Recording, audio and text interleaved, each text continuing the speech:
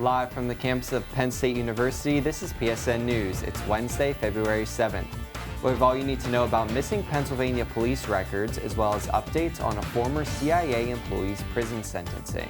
We also have more on a fatal plane crash in Florida, along with entertainment, sports, and weather. Stay tuned.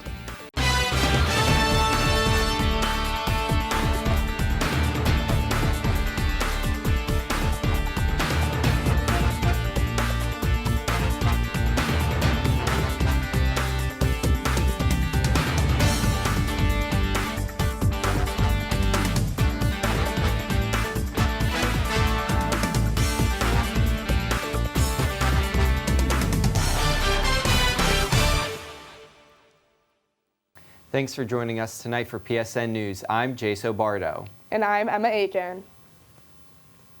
Penn State recently announced some major budget cuts starting in July 2025. The university plans to eliminate over $90 million from its budget.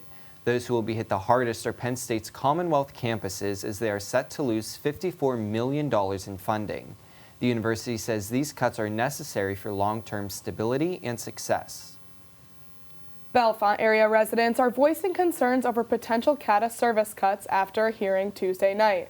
The possible discontinuation or reduction of services beginning July 1st would include Bellefonte, Benner Township, and Spring Township. The CATA services for the three locations are all operating at a significant deficit, with last year's totaling at almost $400,000. Final decisions on the services are expected to be made later this month.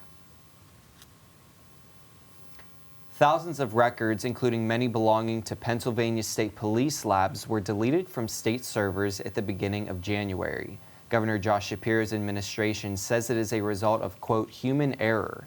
According to sources, at least one Office of Administration employee has been fired. The loss of these files could affect how future cases are prosecuted. However, many of the records have been restored, but it is unclear whether remaining files can be recovered. The CVS pharmacy inside Target in downtown State College is set to close February 20th. The decision comes as part of a company restructuring that will close dozens of CVS pharmacies inside Target locations. Prescriptions will be transferred to the nearby CVS pharmacy on College Ave. CVS currently has 5 locations in the State College area, 1 in Bellefonte and 1 in Phillipsburg. A CVS spokesperson said no other closures are planned in State College. We've seen some sunny skies and cooler temperatures this week, but what else can we expect? Filippo Formica with Campus Weather Service has the latest details on what to expect outside this week. Let's take a look.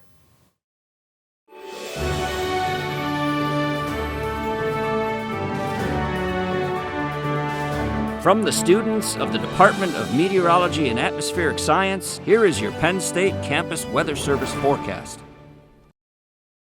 Good evening, PSN. I'm student meteorologist Filippo Formica here with the Campus Weather Service, giving you your Wednesday evening forecast. Taking a look back at Wednesday, it was a pretty nice day across the area. Just some high clouds rolling through, but otherwise clear skies.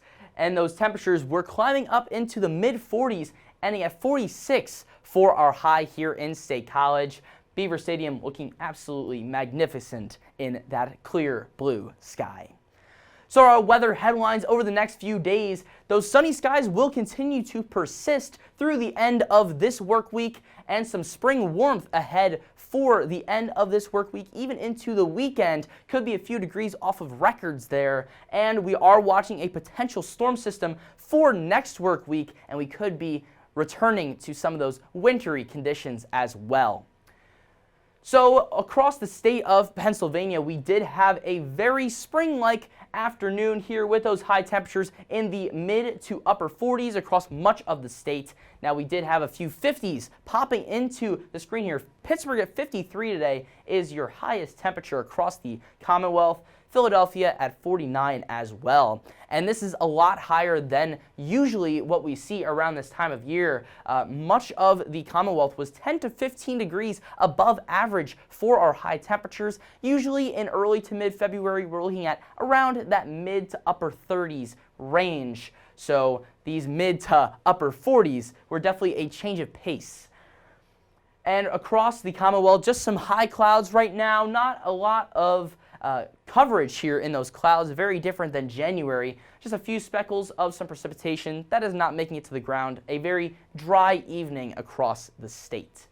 But as we zoom out to the rest of the country, we do have a storm system moving through the Intermountain West and the Central Plains, dropping some rain from border to border in the plains from Mexico to Canada, with that snow staying off into the upper elevations there in Montana, even some snow in North Dakota. This is the same system that brought heavy flooding rain to Southern California earlier in the week. So as this storm system continues to move in, high pressure remains in place on Thursday, keeping things relatively warm and clear, although some clouds will be staying in the western half of the state throughout the day. That rain still staying off to our west though, so it looks like Thursday will be relatively dry for most. Then as we move into Friday, we could see some showers pop into the picture here as this storm system continues to move off to our north. But those will not be very significant showers, not looking at more than about 1/10 of an inch. And then Saturday, maybe some additional showers moving in, but that also does not seem to be very significant rainfall. Again, less than 1/10 of an inch there before our next system starts to gain a little bit of strength off to our south and west. So taking a look at the future week ahead, after this storm system moves out on Sunday, we have our next storm system bringing in some snowfall here in the blue. First time we've seen that in a good bit on Tuesday. So that Monday, Tuesday time frame, looking at a more wintry system. Now this storm system has been playing jump rope with that rain snow line. We could be seeing a much more rainy event if these temperatures increase just a tad, and a lot more snowy of an event if they drop just a tad. So something definitely we have to take a look at for the start of next work week. Monday and Tuesday looking likely for another more wintry event. So for tonight, a little chilly, 28 degrees, partly cloudy though, those winds staying calm.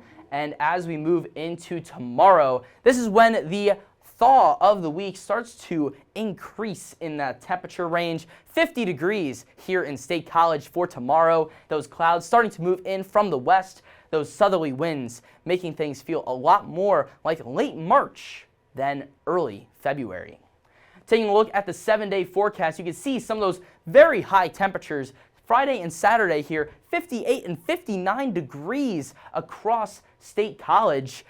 That is very high for this time of year, feeling a lot more like even early April than early February. But as this winter thaw comes to an end towards the beginning of next work week, we do have that potential wintry system, still something to watch, but looking like somewhere in the state we'll be getting some sort of wintry precipitation. And then after that moves out, those average temperatures come back, we get back to winter. So this faux spring that we've been having over the past week and a half or so does seem to be coming to an end. We are going to be moving back into winter. Thank you so much for watching. I am Filippo Formica with the Campus Weather Service. Have an amazing day.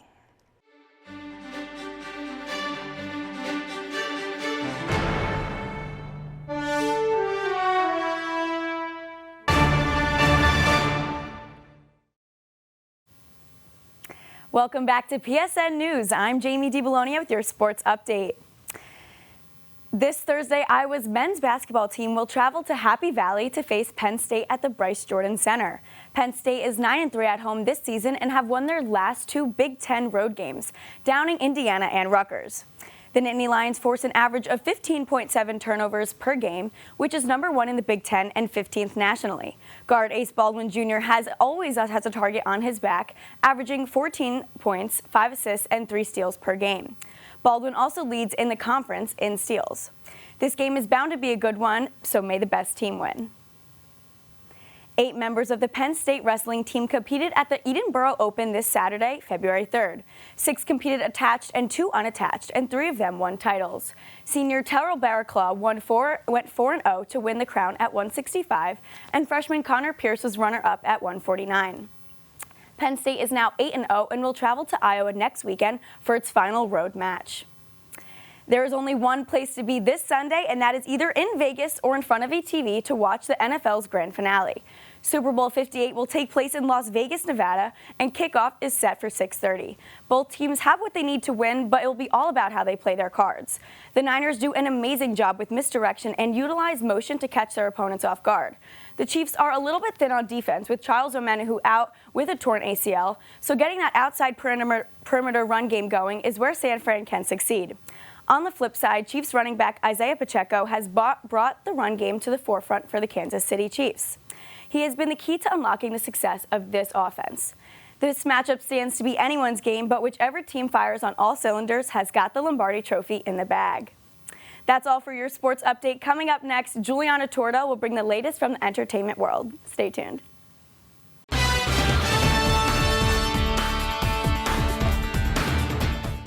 Welcome back to PSN News. I'm Juliana Torda with your entertainment update. Comedian Theo Vaughn will be paying a visit to the Bryce Jordan Center tonight. Vaughn is best known for being a stand-up comedian, actor, and podcaster. Theo Vaughn is the host of This Past Weekend podcast and was a former co-host of the King and the Sting podcast with Brandon Schwab. Vaughn is bringing his Return of the Rat tour to Happy Valley this evening and will be providing the Penn State community with a comedy special full of laughter. Doors open at 6:30 for ticket holders. TEDxPSU will be hosting its annual TEDx conference this Sunday, February 11th in Schwab Auditorium at 9:30 a.m. The conference is titled On the Horizon, and the event will consist of 9 keynote speakers, spoken word poetry, and music. The event will be hosted by Penn State professor Molly Countermine. If you are interested in attending, you can sign up through the pre-registration form located on their Instagram profile at TEDxPSU.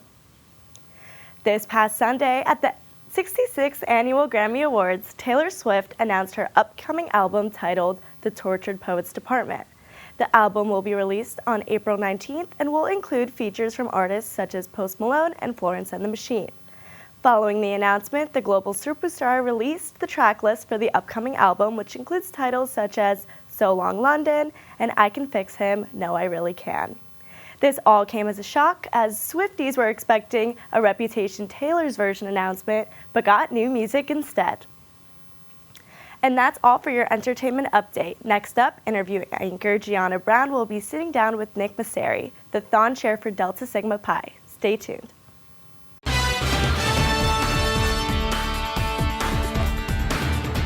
Welcome back to PSN News. I'm Gianna Brown, and with me tonight is Nick Masseri, a Thon Chair representing Delta Sigma Pi. Nick, thank you for joining me tonight. Absolutely.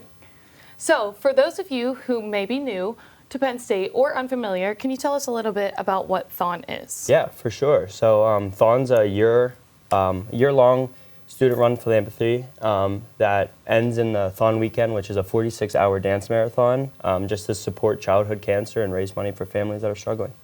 Thank you. Yeah. How did you start to get involved with Thon? Yeah, so basically my freshman year I heard about Thon committees and I really was curious on what they were all about, so I tried one out. I was on a hospitality committee, and from there I just fell in love with Thon.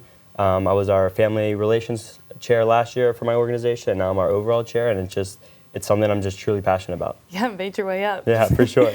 What fundraising efforts have you contributed in? And what seems to be the most efficient or effective for you? Yeah, no, we do a wide variety of different fundraisers. We do different games and stuff, and next week we're all shaving our heads. You pay $10, we all shave our heads to support the cause.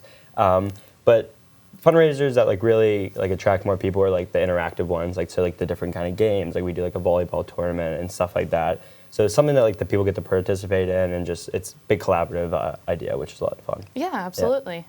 Yeah. A lot of fraternities seem to pair with sororities. So how do you think that supports fundraising efforts?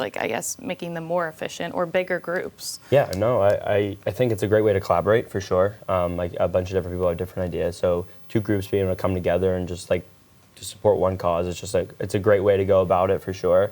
I know there's some that are we're alone, but either way, it's such a great way to support the cause and just raise money and just spread awareness for the cause. Yeah. Yeah. Yeah. So do you guys have a Thon child that you support, or how, if you do know, how does a group receive a Thon child? Yeah, no, so we have actually 3 fawn families, and we just got one last year. Cutest little girl, Grace Schneider. She's 8 years old. She's 1 year cancer-free, which is amazing. But basically, like every year at the beginning of the year in like August, September, you're able to apply for a Thon family. And those are families that are just recently into the program of 4 Diamonds, and they're looking to be paired with an organization. So we were blessed to get paired with them and just kind of take it from there, teach them the ways, and like be able to be there and support them and visit them and just raise money for them and just put smiles on their face. Yeah. That's awesome. Yeah. And lastly, Nick, how can somebody get involved if they are not currently involved with Thon? Yeah, no, there's so many different ways between organizations, committees, fraternities. There's so many different opportunities if you just want to fundraise or you want to actually be a part of an organization. There's different ways you can apply at the beginning of the year, join halfway through the year. Everyone's always open arms when it comes to Thon, and it's definitely something I recommend because it has been my whole college career, and I don't know where I would be without it, for sure. It's a very positive community. Yes, for sure, for sure. Nick, thank you so much for coming in and telling us more about your involvement in Thon. Absolutely. Now, stay tuned, because coming up next, Jace and Emma will bring you the latest news from across the nation.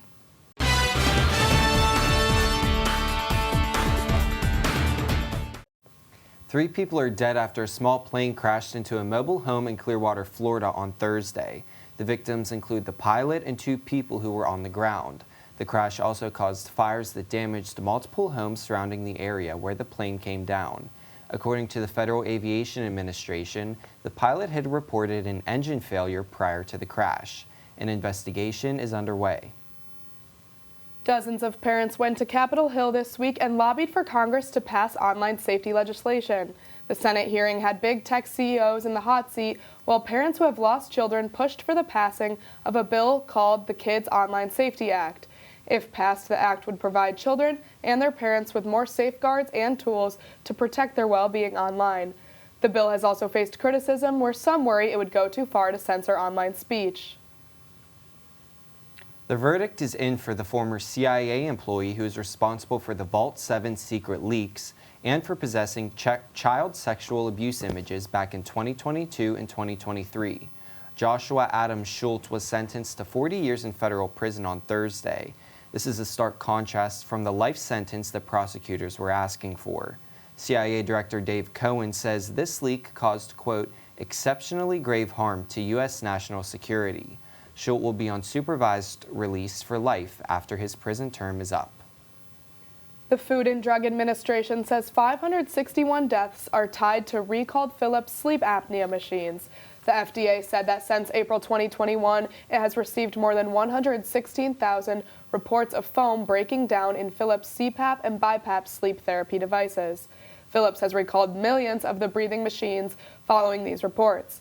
Philips also said it would stop selling the machines in the U.S. after a $400 million settlement with the FDA and the Justice Department.